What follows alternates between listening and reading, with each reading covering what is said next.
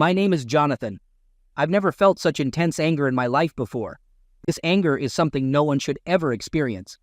At that moment, I had a strong urge to physically do bad things to people. You might be wondering what caused this rage in me. Let me explain. It all began about 5 weeks ago when my wife and I noticed a significant change in her behavior, like a chameleon's transformation. She started showing a lack of closeness, even the usual actions between a husband and wife. This sudden change made me suspicious, as my past experiences with my ex-girlfriend had taught me some tough lessons about trust and truth. Interestingly, I had never mentioned the first girl in my life before, and I doubted that revealing it would have made any difference. As her behavior continued to change in the second week, I felt the need to investigate further. Unlike those who seek outside help for their problems, I'm not someone who relies on others. I prefer to solve my problems on my own. So, during my lunch break, I discreetly followed her from work. To my surprise, she parked at a motel and entered room 104. My gut told me she was cheating on me. It didn't make sense because her job didn't involve client interactions, and she worked in the accounting department. Discovering her infidelity hurt, but not as much as the emotional stress I'd already endured from her insults and rejections. The person she was having an affair with turned out to be a colleague, even though they worked in different departments. There were rumors that he was moving up the ranks in the company. For 2 weeks, I thought about various ways to solve the problem. Eventually, I decided on a direct approach to avoid spending money confirming what I already suspected. I waited patiently for the moment I knew she was with another man behind that door. Despite the strong temptation to confront her violently, I reminded myself not to resort to cruelty. My main goal was to gather evidence. In my current emotional state, I still had the option to take legal action for the loss of love, which would have serious consequences for both my wife and her employer. I had a feeling that the man she was involved with was on the brink of a downfall, and events would unfold accordingly. My main task was to gather the necessary evidence and serve divorce papers to my soon-to-be ex-wife. At the same time, the locks in our house were being changed by a locksmith I had hired earlier. I had also organized our finances for an equal division, and I canceled all our credit cards. The past 2 weeks were filled with preparations, and the final shock was approaching. As for Simone's reaction, I can't predict it with certainty. I believe she will find happiness and may eventually feel guilty. My lawyer, experienced in divorce cases, assures me that this guilt will fade once she has her own lawyer. Regarding my feelings for her, one might wonder if I still love her. At the moment, I feel nothing but hatred for her. Yet, I struggle internally, wondering if she genuinely loves me or if her actions are a mistake in resolving the issue. I have a faint hope of restoring our relationship, but logically, I know it's unlikely. I can't accept a wife who betrayed my trust through infidelity. My confidence in her is completely shattered, and the love I still have for her is a remnant struggling to cope with this rapid change. The motel manager gave me the room key after I handed him a $100 bill and promised not to disturb the peace. Even though my wife and her lover chose this place for their secret meetings, I don't blame the manager. He seems like a genuinely nice person. Interestingly, he mentioned his ex-wife, and there were certain similarities in our situations. I quietly opened the door with the key, entered the room, and left it slightly ajar. I grabbed a digital camera, thankful for receiving it as a birthday gift 3 months ago. I admired its quality, but was quickly captivated by the scene before me. She was pleading with the man to let her go, and he was visibly angry as he tried to get up. I decided to capture the evidence, taking a few more pictures as I witnessed her suffering. Simone had tears streaming down her face, trying to hide from him while he continued his disgusting actions. I mentally wished that he would make the wrong move, so my instincts would guide my actions. He demanded to know my identity and warned of physical confrontation. I replied that I was the soon-to-be ex-husband of the woman he was having an affair with. It remained uncertain whose face would be punched. I doubted he could do bad things to me. As he approached me, I shifted to the side, gently put the camera down, and turned slightly to the right to let him approach from the left. Loosening my grip on the camera, I began to turn quickly, raising my hand forcefully. When my fist met his face, he was lifted off the ground by a mix of anger, pain, and trembling. At that moment, I couldn't believe I'd let myself get so needlessly angry. but it seemed like my emotions had overwhelmed my rational thinking. I bent down and checked if he showed any signs of life.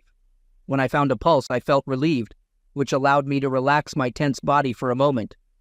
During this time, I heard Simone talking incessantly. Her words filled the air around us. When I looked at her, I saw that she had suddenly stopped, her voice now muted by fear. It dawned on me that she had never seen this side of me before, this raw and unrestrained version of myself that had been unleashed. I must have looked nothing like the person she saw at breakfast. It was clear that she had betrayed me, and I didn't want anything to do with her cheating anymore. Tears rolled down her face. She sat trembling, hugging herself tightly and avoiding eye contact. She couldn't bring herself to meet my gaze. This behavior had become more common lately, but in that moment, she realized I knew about her actions. The game was up. I noticed a flicker of fear in her eyes when she glanced at me, but she quickly looked away. I informed her that I was filing for divorce, changing the locks in the house, and setting up a bank account with her share of our property. I had given her official notice, making it clear that our relationship was over, and I expressed my gratitude for her lack of contribution. I placed the papers on her lap as she tried to hide under the sheets. She briefly glanced at them and then met my eyes. No words were exchanged. In that moment, an unusual emptiness filled the room, but it was clear that my emptiness would be more painful. She realized that no words could mend the situation between us. It seemed she didn't know how to fix our broken relationship, and it had been deteriorating for longer than just the last few weeks. I turned and left, despite her desperate pleas echoing behind me as I walked out the door. "Wait, let me explain. Please, Jonathan, please."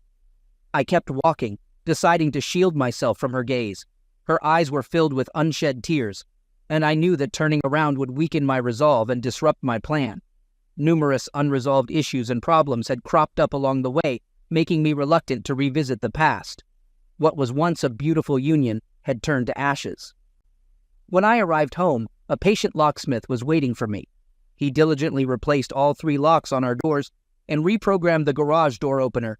I thanked him for his prompt service and slipped him a $1.20 bill as a token of appreciation. Sitting at the kitchen table, a place that used to hold fond memories of a loving home, I reflected on the years spent together. Simone's abrupt change remained a mystery to me, as did her disregard for the qualities she had once acknowledged in me. I couldn't grasp her motivations, but I knew our relationship had crumbled in just 5 weeks. Pain and hurtful words had transformed me into a completely different person. Unfortunately, Simone seemed oblivious to this change, just as I had been unaware of her changes. Suddenly, the phone interrupted my thoughts. Glancing at the caller ID, I saw it was Simone's mom. I answered and greeted her. I identified myself as John. To my surprise, Simone's mother, Doris, told me that Simone had come to her in tears, confessing that she had somehow ruined our marriage. "Curious," I responded. I explained to Doris that the situation was a bit complicated, and Simone would need to explain what happened today. I mentioned that I found her in a motel room and served her with divorce papers. Doris expressed her confusion and said she didn't understand what was happening between us. I conveyed my genuine sorrow to Doris, telling her that I cared a great deal about her and Sam, and that this situation was undoubtedly tough for all of us. I also mentioned that it seemed that things had to turn out this way. Tears welled up as I spoke these words. I held a deep affection for Simone's parents, who had shown me kindness throughout the years of our relationship. Doris's anguish and confusion cut through me. I was relieved that we were having this conversation over the phone. I didn't want them to see me like this. I responded to Doris, expressing my doubts about finding a way to work things out. I continued by emphasizing to Doris that this was a serious issue, a really serious one. The gravity of the situation was causing a rift, and the silence on the other end of the phone suggested that Doris was having a hard time processing this distressing information. I felt empathy for her.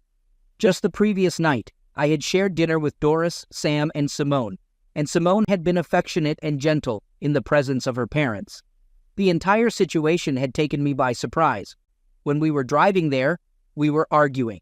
On the way back home, I encountered a distant attitude from John, which wasn't surprising. During the time we spent with Doris and Sam, we portrayed ourselves as the perfect couple to spare Sam from the pain caused by our issues. In hindsight, I should have somehow warned them before taking the steps I did. Sam's health was already fragile due to years of hard work and smoking, which had taken a toll on him. Although Doris was in good health, she was constantly worried about Sam. I deeply regret not letting them know about our troubled situation. A few days later, I received a call from Simone's father, who explained that he needed to discuss something important about his daughter's troubled relationship. He mentioned that Simone had confided in her mother the previous night, and he had been present during their conversation. He asked if we could arrange a meeting to discuss what she had gone through. Due to my strong affection for Simone's parents, I readily agreed to the meeting. During our conversation, Simone's father shared the details of her conversation with her mother and relayed it to me. He expressed his regrets for me serving her with divorce papers and requested that Simone provide more details about what had transpired. He felt that simply stating that I found her in a motel room wasn't sufficient. He wanted to understand why she was there and who she was with. Simone began explaining, saying that our relationship had deteriorated compared to when we first got married, primarily due to my overwhelming workload with numerous projects. She had discussed this issue with her mother, who believed that my hard work would eventually lead to a well-deserved promotion. Simone continued, revealing that there was more to the story at her workplace. Greg, a colleague, had discovered a few mistakes she made in the employee records. While these weren't major errors, they were significant enough to jeopardize her chances of a promotion, a salary increase, and hinder her advancement in the company. Exploiting the situation, Greg essentially blackmailed her into having a closeness encounter with him, despite her reluctance. She decided to take that step to avoid the consequences of her mistake. This was a result of our ongoing relationship difficulties and lack of closeness over the last 6 months. Simone also explained that it was only after that first encounter with Greg that she realized her eagerness to experience what others had already enjoyed. I had been her only partner, and she'd never been with anyone else. She detailed the first closeness moment with Greg, which took place in his office during a lunch break. Everyone else had left, and she stayed behind.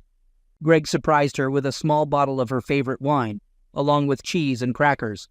She noted that typically, lunch breaks lasted an hour, and everyone would go to nearby restaurants or street vendors for food. However, she preferred a quick snack from a food cart and going to the park, and surprisingly, no one noticed their absence. Simone shared that Greg turned out to be much kinder than her initial impression of him as a stern blackmailer. This meeting marked a turning point for me, causing me to let go of my preconceived notions about him. Although I knew it was morally wrong, I found myself desiring more of those forbidden moments. While I still loved my husband, Greg treated me in a way that made me feel like his possession, and with him, I shed my inhibitions and became a completely different person. By the end of lunch, I was engaging in things with Greg that I hadn't even considered with my husband. We barely wrapped things up before others returned. As I left his office, my anger towards him had somewhat dissipated. That day, with the taste of him on my lips, I couldn't shake the thought of our next encounter. This thought came unexpectedly. Recognizing my desire for Greg, he also desired more than just a one-time encounter. The next day, Greg approached me to discuss it, and we had another closeness moment in his office. During that encounter, I noticed that Greg spoke negatively about Jonathan. These subtle insults continued for the following 2 weeks when we were together, and Greg even suggested that Jonathan might be unfaithful. Given the situation in our personal life at home, it didn't take me long to adopt Greg's negative view of Jonathan. In the weeks that followed, I noticed myself starting to criticize and belittle Jonathan in front of everyone, except for you and Dad. Deep down, I was afraid that you both would catch on to my behavior, so I tried to keep up the appearance of a devoted and loving wife when you and your father were around. But as time passed and our meetings at the motel became more frequent, my relationship with Jonathan deteriorated, while my relationship with Greg transformed from a simple closeness affair into a full-blown romance. Greg suggested continuing our meetings at the motel as a temporary solution until we found a better option. He explained that his wife was becoming suspicious, possibly because someone at work mentioned how often we were seen together. Even though we worked in different departments, there was no talk of parting from our spouses. Our meetings were purely for physical closeness. Looking back, I failed to recognize the love, respect, and understanding that Jonathan offered me. I chose a relationship based on attraction and desire over the emotional connection I had with my husband. I surrendered myself to Greg without much resistance. Jonathan always treated me with respect, never taking anything without my full consent. Greg, on the other hand, had no emotional attachment to me, allowing him to take control freely. He had a compartment where he satisfied his desires, and his wife provided emotional support. I took Greg's negative comments about Jonathan seriously, which led me to prefer an exciting, closeness relationship with Greg over nurturing an emotional connection with my husband. Looking back, I realized that 10 weeks ago, I made the gravest mistake of my life, and sadly, it's no longer possible to undo it. When Jonathan entered the room on that fateful day, I was shocked and tried to hide desperately. I pleaded with Greg to stop, but when Greg finally stepped back and left the bed, I looked into Jonathan's eyes and saw a complete stranger in him. His behavior was tense and unusual. Without saying a word, Jonathan began taking pictures of us, and Greg, muttering something unintelligible, carelessly placed the digital camera on the nearby table. I was completely shocked by what happened next. Greg, consumed by anger, aggressively attacked Jonathan. But moments later, I saw Greg thrown into the air and collapsing on his back. I met Jonathan's eyes, and shame overwhelmed me, making it impossible to maintain eye contact. I tried to shield myself from the situation, covering myself with a sheet in an attempt to hide. At that moment, Jonathan used hurtful words, calling me corrupt, and casually placed several folded papers on the bed. In the midst of all this chaos, I heard that I had been served with divorce papers. My eyes remained fixed on the sheets, and I couldn't grasp that my husband's anger would soon be directed at me. Fear and humiliation coursed through my veins, making me tremble and feel vulnerable. Filled with shame and regret, Jonathan abruptly turned and headed for the exit, clutching the camera he took from the table. Desperately, I tried to reach out to him, but I was in tears. Although I don't recall the exact words, I felt that everything I said sounded empty. After this unpleasant encounter, I took a long shower, completely ignoring Greg's well-being.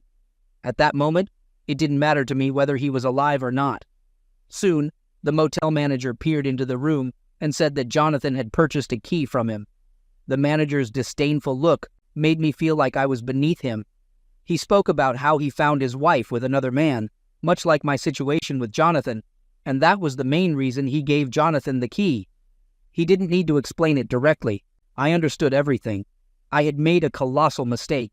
I foolishly lost the most precious thing in my life because I got carried away by a fleeting affair, believing it was something extraordinary. The next day, I went to work, and 3 men were waiting for me in my office. The president, the HR manager, and what I assumed was the company's lawyer. They wanted to avoid legal problems, so they offered me a settlement and let me go. It was an unpleasant situation, but at least it was over. Greg and I no longer communicated after that. It became clear that our relationship was built on deception and manipulation. I learned a tough lesson and vowed never to let anyone take advantage of me like that again. When I left the office, I felt a sense of relief. I might have lost my job, but I had regained my self-respect. From that day on, I resolved to be more cautious and selective about the people I allowed into my life. As for Greg, he would forever serve as a painful reminder of a chapter in my life that I was glad to leave behind. I received a severance package, and that was it. Greg was escorted out of the building by security and handed over to the police. It turned out he was involved in several other serious cases that came to light during the investigation. Greg had significant legal problems, including theft from the company through various means, such as embezzlement and falsifying business trip receipts. These actions added up to a grand theft charge. As a result, Greg's wife decided to leave him. After a difficult decision, they moved with their 3 children to her parents on the East Coast. Meanwhile, Greg remained in jail awaiting trial. Initially, I was asked to testify, but after discussions with the district attorney's office, it was clear that my testimony could do more bad things than good, so they decided not to involve me in the trial. Afterward, Greg's attorney approached me, seeking my testimony to support his client. However, as I recounted the details of how Greg had coerced me into a closeness relationship and manipulated my marriage, The attorney also concluded that my testimony wouldn't be helpful in court. Simone expressed her regret, saying, "Mom, I can't believe I messed up like this." Her mother responded sternly, telling Simone that she had made an incredibly serious mistake. She explained that Simone had not only let down her parents and herself, but had also betrayed her husband, hitting rock bottom. Despite all this, her mother conveyed that she still loved Simone because she's her daughter, but she had lost all respect for her. Sam told me that Doris and he had allowed Simone to stay with them. His voice carried a tone of complete confusion. Hearing this news brought tears to my eyes. I felt for these genuinely good people who found themselves entangled in this unfortunate situation. In retrospect, I had hesitated to inform Simone's parents because I knew it might lead to her getting a warning that could hinder me from gathering the necessary evidence. However, the photos I had didn't hold the key to the court case unless her lawyer decided to take an adversarial approach. In that scenario, I had 6 reliable witnesses prepared to testify about their involvement. Although I used the term affair cautiously, it remained unclear whether Simone genuinely loved this guy or if she willingly engaged in this situation from the very start. This ambiguity was connected to her father's previous remarks, suggesting that Greg had a certain level of influence over Simone right from the beginning of their relationship. Meanwhile, my attorney was handling the case with Simone's employer. As I got ready for a visit to the motel room, my lawyer had already filed the case in court. Surprisingly, within just 20 minutes, he was on the phone with the company's legal department. Their response was mixed, initially delighted, and then in denial. Naturally, the conversation took a different turn when he mentioned the affidavit. Suddenly, the company's stance on the issue shifted completely. Based on the information my lawyer shared, it was highly likely that Simone, her lover, and all others involved would be dismissed from their jobs the next day, unless they could provide a reasonable explanation for their actions. I personally understood that the case against Greg for alienation of affection had significantly strengthened due to his employer's response. We had affidavits from 3 of his colleagues and 1 from her, all attesting to their clandestine activities during work hours. The company's higher-ups had suspected their actions in secret but hadn't confronted them. We had sworn statements from the motel owner and the cleaning lady, totaling 6 witnesses. Additionally, I had photographic evidence confirming closeness activity during work hours. Their motel visits were to avoid drawing the attention of colleagues, as Greg noticed their behavior was becoming too conspicuous. He was well versed in the company's workplace relations policy. My attorney gathered a substantial amount of information, and we even had a printed copy of their company's ethics, actions, and workplace relations policy. It was during this time that I discovered Simone's affair, which had lasted just over 5 weeks before I became suspicious. By the time I encountered them at the motel, Simone had been unfaithful to me for 10 weeks. The revelation of their affair 5 weeks prior was an incredibly challenging period in my life, and was one of 3 similar moments that stirred strong emotions in me. I genuinely hoped I'd never go through such an experience again. When I left the motel room that day, I felt a sense of calm like I had never felt before. Simone lay on the bed, tears streaming down her face, while Greg remained unconscious on the floor. In the hallway, the motel manager approached me. As he handed me the key, he placed a reassuring hand on my shoulder. "It's tough now, but it will get better. Take time to rediscover yourself, and eventually you'll find someone new," he comforted me. "Everything will be okay." He didn't sugarcoat it, acknowledging that the healing process would be painful and depend on the depth of my love and care for her.